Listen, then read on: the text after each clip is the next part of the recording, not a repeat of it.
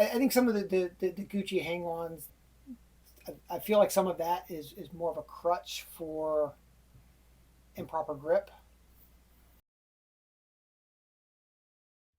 These things is not like Are the you, are you others. done? Yeah, Are we Welcome to starting? Whiskey, Lead, and Steel. Feelings hurt while you wait. I am Jeremy, and with me is the future governor of the Commonwealth, Lee Curling, and the future master at arms of the Commonwealth, Rick Sutton. So, what are we talking about today, Rick? Today we're going to talk about um, kind of the line in the sand where customizing your gun for perceived performance issues or perceived performance advantages, and what effect, if any, that has on reliability from an operational standpoint, and then of course the ever controversial how Gucci do you want your gun to be, you know, and why.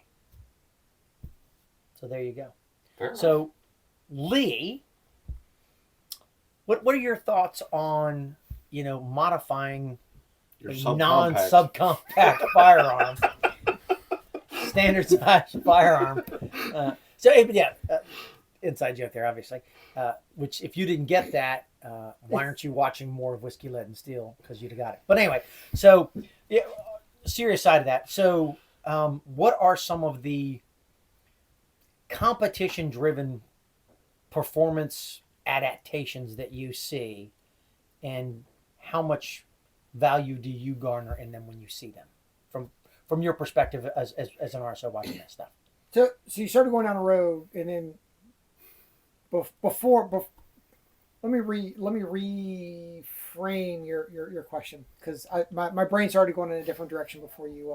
That whole subcompact thing. We told spent you. a whole It lot of was. time in the gopher hole. No. last taping session. Yeah, no. So first thing you mentioned competition, but I wanted to mention, but before we get into that, I think when we start talking about gun modification, I think that we do need to look at what are you doing with the gun. Mm-hmm.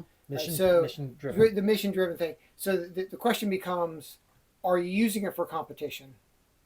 At which point, mod away within limits, and I think we'll dive into that. Yep. But I think the other side of that is, if you have the gun and you're carrying it for defensive purposes, and take a minute to. I think we should take a minute up front to kind of have a quick discussion along those lines, because when you're going to carry a gun on the street in your waistband, appendix carry or not, With a 40-round mag. with a 40-round mag, And a bipod. right? But Gas dispenser. if you're carrying a defensive handgun, I think while the law may say you can do what you want with that handgun within a certain reason, one really critical thing that you need to be aware of is when you start doing those modifications, that gun, if you use it in a defensive situation, is going to be held up in front of a jury. Going to become problematic. And if you maybe not from a legality standpoint, but from a Civil litigation. from a aspect. civil, well, but even in your criminal trial, Absolutely. while you may not have done anything unlawful by putting flaming racing stripes on your defensive carry gun, if a gun is held up in front of a jury that has flaming racing stripes on it, or some other quippy, I can think of an What about a injection cookie little- point cover. I was going to go How about a actually Punisher skull? Punisher skull, anything along those lines Mulaney. that will then allow a prosecutor, or right in the civil Attorney. case, the plaintiff's attorney, to turn that modification as in the Into you intent, yeah. right you did this, and look what he did to his gun. So obviously, right, they're going to make that logical, although it may be a fallacy. They're going to make that leap and try to encourage the jury to take that journey with them. So I say all that as I think it's a front end, a little bit different, obviously, from the competition standpoint, but I think it's something that we should kind of. But to that end, also, Mhm. and you're talking about the stuff that is easy and visible. Easy and visible. If you've traded out springs, if you've lightened the trigger, if you've changed the trigger, if you've done any of these that if you've gone out and gotten a competition trigger assembly and dropped it into your defensive gun, deadly force is deadly force, justified is justified. It's irrelevant until they tell the jury, well, this person took a perfectly engineered firearm and modified it so that it would be more deadly. Because killing people is just a game to them or whatever. It's more deadly. Yeah. Yeah, and once that which has been heard cannot be unheard. Right. And even if it's not true and not actually legally relevant, that's not necessarily going to matter when somebody decides that all of the money that you ever hoped to have now belongs to somebody else. So yeah, you're absolutely right on So that. now that we've had that disclaimer, Well, what are your thoughts? Well, but taking your defensive gun, going in, getting work done to it that are within the stock parameters, polishing the trigger, making sure that it runs as well as it can run. Hey, that's great. You start modifying it. Now, when we flip over to the competition side, I think you began to touch on it. Is the question becomes? I think it first goes back to can you outshoot your gun? Probably not. Right? Can you outshoot your gun? If it's a subcompact, maybe you can. No. No, but anyway, in all seriousness, right? If you have a mid-range to high-end stock gun of fairly recent manufacture, that gun out of the box probably runs great. Yeah. So I think at that point, I think you really have to start addressing what your shooting level is and your shooting skills, to start addressing when you start doing modifications. What are you looking to get out of it? Yeah. For example, the 320, the X5 Legion, it comes with multiple sets of springs. Right? They have springs depending on what load it's a competition gun out of the box. Yep. What kind of load are you going to fire out of it? You choose the corresponding spring.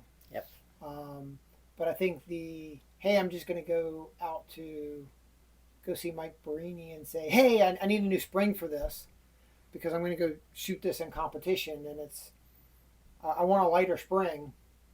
Well, are you addressing what you're actually what weight you're firing or any of those things? Some people maybe not. So I think some of the Gucci hang-ons, the thumb rest, and some of the other things, I'm not. I feel like some of that is more of a crutch for improper grip. For most people, if you get into hey, I'm at the Bianchi Cup, and I am at the top of my game, and this will shave 1/10,000th of a second off. That might be a different story. But if you're not already at the top of your possible game, I think some of those bolt-on things are crutches that you're trying to use to help you get a little bit better, but I don't think they're really not. They're chrome mags on your Mustang, Alex. They're chrome mags on your yeah. But I mean, when you get into that, I think you can get your gun tighter, and again, as you mentioned it, can I increase the accuracy? Yes, but what does that do to on the back end the reliability? Right, and that's exactly kind of how I approach it, because we kind of talk in general terms of service weapons, and then somewhat almost a derisive term of race guns. You know, Mhm. your service weapon, the department or agency buys by the thousands, and out of the box, across the spectrum of expected uses of this guy shoots his 2 magazines a quarter and doesn't take care of it, or this guy's on the shooting team and shoots every month. Guns designed for wide range of ammunition, wide range of conditions. Reliability is the key factor. Well, reliability and safety for the most part, Yeah. especially with some agencies with mandated trigger pull weights and stuff like that. Ugh. But Mandated extra safeties. And, but in the reliability versus accuracy and customization axes, from my view, reliability, as a stock form starts up here, and as you start customizing it, for the most part, your reliability starts going down to the point we get to what I was talking about, the race guns. Right. Hey, this gun only runs with 109.5 grain ammunition with this powder and only gets through 150 rounds before it needs to be cleaned. Right. And it better not be raining that day. Right. Okay, that thing may be great in that situation, but, and I think Mac and I talked about this during a podcast, put it on your belt, wrestle with somebody in the mud or whatnot. Yeah. That's not the situation you want that race gun. Mm-hmm. But So the race gun is also not what you're carrying for a defensive purpose. Mm-hmm. true. So, to your point of, hey, did that $200 trigger improve your practical accuracy? May have improved the mechanical accuracy. Mm-hmm. It may have taken a 3 MOA gun and made it into a 1.5 MOA gun. But to your point of, if you're not a 1.5 MOA shooter, what did that really do? Yeah. And again, for pistol purposes, I would sit there and argue reliability above almost all else for a pistol in either operational or defensive shooting purposes. But that's a topic for another day.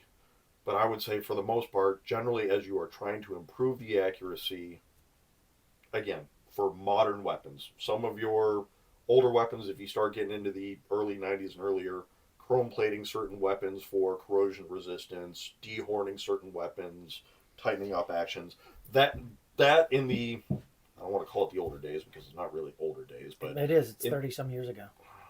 yeah, we talked about that too. It's a third of a century ago. But anyways, So, there are weapons that definitely needed practical modification to become more reliable or whatnot. But for the most part, yes, your big name brands, your issue guns, your Berettas, your Glocks, your Smiths, your Rugers, whatever, your SIGs, HQ. out of the box, Mm-hmm. generally do not need any modifications to become any more accurate, and all it is doing is making it less reliable. Yeah, and I see that, and I don't disagree with that. Having run with race guns for a while, because I shot race guns for a little while in competition until I kind of changed my mindset. So I think the application that we look at it, and a good analogy to draw on that is this, and it all comes back to, it always comes back to, what is the mission and what is it that you're really looking to do with this piece of gear, right? So if we make the analogy, handguns to cars, right? Yeah. So you went out and you bought a Ford Torino, right? You bought a Ford Torino with a big block in it, and you put whatever gas you found in it, and you drove it on stock tires, and you drove it at or slightly above the posted speed limit, and it got decent gas mileage for the time that it existed, and it was relatively comfortable, and it went relatively fast, and it turned relatively well, and it stopped fairly well. And then you made a hot rod out of it, right? And you changed out the brakes so it would stop better, and you put better tires on it, and you put a bigger engine on it, or you tuned the engine, or whatever you did, and you made a hot rod out of it. And now you can only run high test in it, or it doesn't work a shit. And it turns really tight and it's really snug, but it bounces the shit out of you when you go down the road because the suspension's tuned. So if you are only going out to the Langley Speedway, and that car goes on a trailer till it gets to the Speedway, and you drive the piss out of it at the Speedway, and then you and your boys take it back and you spend the next week and a half breaking it down and putting it back together because that's your deal, then that Torino is great for what it does. Yeah. But it's probably not worth a shit for driving on the road. On the other hand, it probably, when it rolled out of the factory floor, probably wasn't worth a shit for taking to the Langley Speedway. And then if you want to take it down to, back when you used to do this, you take it down to the Creed's drag strip and run it on a drag strip.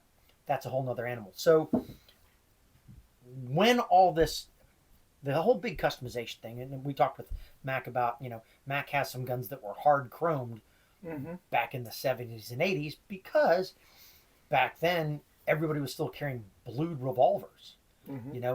Semi-automatics were not the norm. It's not what everybody carried.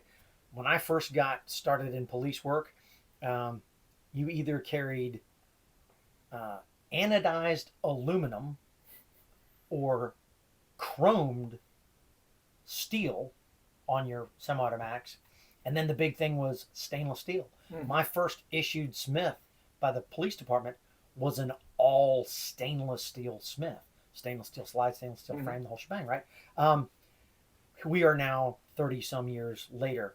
We've got advanced polymers. We've got advanced alloys in the fire control mechanisms.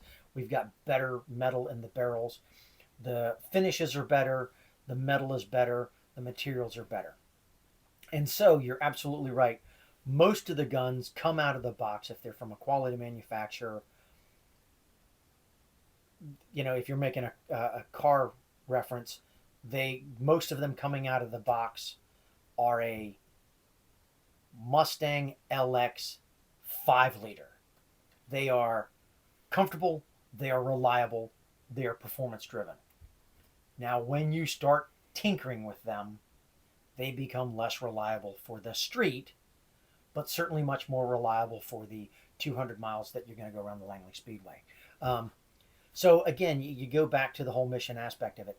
The idea of dehorning guns, well, that's because back in the old days, machining wasn't as good as it was, right? And nobody gave a shit about that. So, so the whole idea was, you had if you worked for a forward-thinking department that said you don't have to carry a 6-shot revolver, you can carry 8 rounds worth of 45. So everybody wanted to carry a 1911. Well, if you're carrying a 1911, if you're carrying a 1911 or a 1911A1, and you're wearing normal clothing created on the planet Earth, you're going to hang it up on shit all the time because it's covered in sharp edges and sharp corners and all that. So the whole idea of sending your gun off to somebody to dehorn it, to soften all the edges. Well, when you do that, now you've jacked up the bluing. And rebluing a gun is a pain in the ass. Cold bluing is a pain in the ass. So they came out with, the hard chromes. That then, the evolutionary aspect of that came to Duracoat and now to Cerakote. And so now if you are looking to make a performance mod because you are working around a maritime environment, or you're working in a wet environment, if you're a cop in Portland, Oregon, or if you're a cop in Miami, you got salt in the air, you got moisture in the air all the time.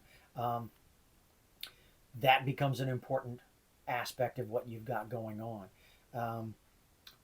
But most of the time, the reliability from a combative standpoint, which is what we're talking about for defensive guns and service weapons, they are probably as engineered to be as reliable and effective as they can be coming out of the box. The only thing that really happens there is, and this goes for every gun that's out there, the more you shoot it and the more the parts break in and wear in together, it gets smoother. Because it gets smoother, it gets softer on when it does.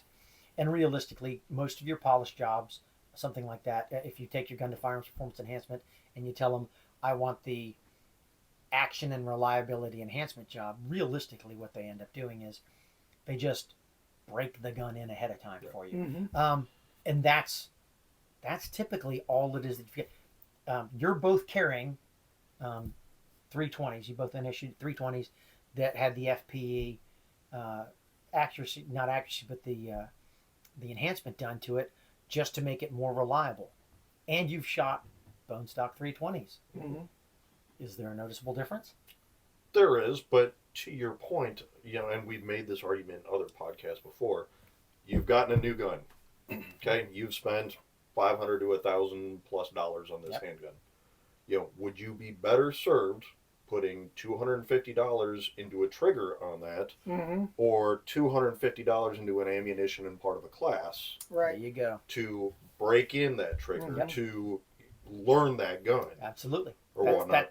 that's the better way to do it. Oh yeah. So No we've doubt. argued that time and time again. So I don't want to beat that dead horse, but that's the other way of looking at it. Of Oh yeah. hey, if you are budgeting for a hobby, I can spend $500 on my hobby this month, whether it's guitars, whether it's whiskey, whether it's drag strips, whether it's shooting. Where is that $500 Yep. best spent for improving your performance in that hobby? Oh yeah. No doubt And for about it. shooting, we would argue time and time again, it's in it's ammunition. Yeah. time, ammunition, training. Mhm. Yeah, because Yeah. if you were Not just lightning, because we're a training company. yeah, But No. but if Yeah. you're lightning springs, then that's going to have an effect depending on which spring you're lightning. That's going to have an effect on recoil speed, Mm-hmm. recoil impulse, Mm-hmm. return of slide, speed, strength, and impulse, which has something to do with feeding. Right. If you've changed out the springs in your striker, or if you've changed out the springs in your trigger pack and your sear, that could literally change the amount of impact that it has on the primer. Mhm. And if you've spent half of this month's budget on putting new springs in your gun, so you went out and bought a bunch of Silver Bear, Wolf, or Blazer ammo, Tula. now maybe you don't have enough ass end to make the gun actually go bang, and Uh-huh. now you've kind of pissed that money away. Yeah. Yeah. Trigger So bang. yeah, and to Once. yeah, and to Bang. to the aspect of that, there comes a point where it's not necessarily the right answer, but your answer. What is it that is most important to you, and what is it that you're looking to get out of this piece of equipment that you've spent money, time, and energy and effort onto? Mhm. That's again why I am kind of a not only from the legality aspect Mhm. of it, but from a reliability standpoint and from a predictability standpoint. Mhm. Right? Amy was talking about picking up somebody's gun and shooting it at somebody else's gun night, and it scared the shit out of her because she had no idea the trigger was going to be that light. Mhm. Well, if you're picking up a service style weapon, Mhm. you can pretty much assume that it's going to be somewhere between 5 and 9 pounds of Right. trigger, and it's going to be somewhere between 1.5 to 2.25 inches worth of trigger pull. Mhm. So you know what to expect when you pick that weapon up and when you go to work Mhm. with it, and that's important, I think. Now, again, I will make one disclaimer on the whole modification standpoint. There is personalization and there is modification. Yes. Personalization is buying that Jeep Wrangler and putting colored door handle inserts on it. Personalization is buying a gun for your wife or significant other and, having a heart engraved and color inlaid or something like that. Something that, with very rare chances, is not going to affect the performance of it. Right. Buying a gun and wanting to make sure that people understand that it's yours, so you put a specific flage on it, Yeah. Yeah, Mhm. so that people go, "Oh, that's Jeremy's gun. That's yeah. I can tell." Mhm. that's going to show up one of these days. Right. Yeah. Right. Under the more whiskey portion of the lead and steel. But yes. But you can put some mathematical figures to reliability. Yeah. If you have done modifications to your gun, and if there's a grain of sand that gets in your magazine that adheres to a round and that causes a stoppage, right? That's it's going to happen, right? Yeah. But you could look at if you go out and you're firing 100 rounds, and I've done some modification that's given me a hundredth of a second, a hundredth of a second gain on every trigger press. But every 100 rounds, I end up with some malfunction that I've got to clear that takes me a second and a half. Well, you gained a second, but then you lost a second and a half. So you're still a half a second behind. behind. Yeah. So, Yeah, I mean, juice but- isn't worth the squeeze. Yeah, so the juice isn't worth the squeeze from a competition standpoint.